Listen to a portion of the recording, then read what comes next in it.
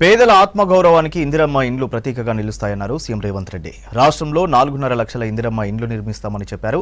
ఆడబిడ్డల పేరుతో ప్రతి నియోజకవర్గానికి 3,500 ఇండ్లు కేటాయిస్తున్నట్టు తెలిపారు సీఎం రేవంత్ రెడ్డి. భద్రాద్రి కొత్తగూడెం జిల్లా మనుగురులో ఇందిరమ్మ ఇండ్ల స్కీమ్ను మంత్రులతో కలిసి ప్రారంభించారు. కేసీఆర్ డబుల్ బెడ్రూమ్ ఇండ్ల పేరుతో ప్రజలను మోసం చేశారన్నారు. దేశానికి ఆదర్శంగా ఉండేలా ఇందిరమ్మ ఇండ్లు నిర్మిస్తామని చెప్పారు సీఎం రేవంత్ రెడ్డి. వాడికి సొంత ఇల్లు ఉండాలి అన్న ఆలోచన ఆనాడు ఇందిరమ్మ చేసి లక్షలాది ఇందిరమ్మ ఇల్లు పేదవాళ్లకు ఆనాడు కాంగ్రెస్ ప్రభుత్వం ఇచ్చింది.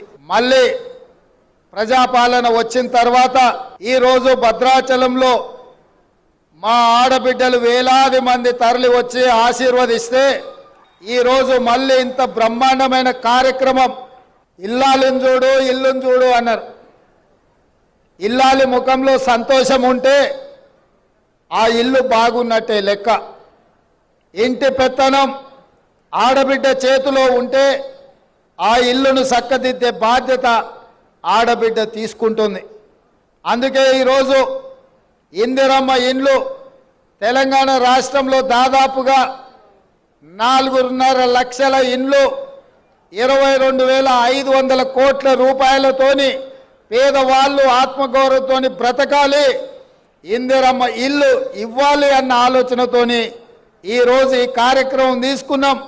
ఈ ఇందిరమ్మ ఇల్లు ఇంటాయన పేరు మీద కాదు, మా ఆడబిడ్డల పేరు మీదనే ఇవ్వాలి అని చెప్పి ఇవాళ మన ప్రభుత్వం నిర్ణయం తీసుకున్నది. ఇంటి పెత్తనమే కాదు, ఇంటి పట్టా కూడా ఆడబిడ్డ పేరు మీద ఉండాలి. అప్పుడే ఆ ఇంట్లో వెలుగులు ఉంటాయి, ఆ ఇంట్లో పిల్లలు చదువుకుంటారు, ఆ ఇల్లు గౌరవంగా సమాజంలో బ్రతకగలుగుతారని మా ప్రభుత్వం నమ్మింది. డబుల్ బెడ్రూమ్ ఇల్లు ఇస్తా అన్నాడు. 2014 ఎన్నికల కంటే ముందు డబ్బా ఇండ్లు వద్దు, డబుల్ బెడ్రూమ్ ఇల్లు ముద్దు, కొడుకు కోడలు ఉంటే ఏడుంటారు, పండుగ పూట బిడ్డ అల్లుడు వస్తే ఏడవంటారు, గొర్రె పిల్లనో మేక పిల్లనో ఉంటే ఏడగట్టేసుకుంటారు అని పేదవాళ్ళ కళ్ళల మీద కేసీఆర్ ఓట్ల వ్యాపారం చేసిండు. నిజంగానే ఇంతకాలం ఇల్లు లేక, కిరాయింట్లలో ఉండలేక, కిరాయి కట్టలేక, సొంత ఇల్లు ఉన్న గుడిసెలోనో పేద ఇంట్లోనో ఉండే ప్రతి పేదవాళ్ళు ఆలోచన చేసిండ్రు.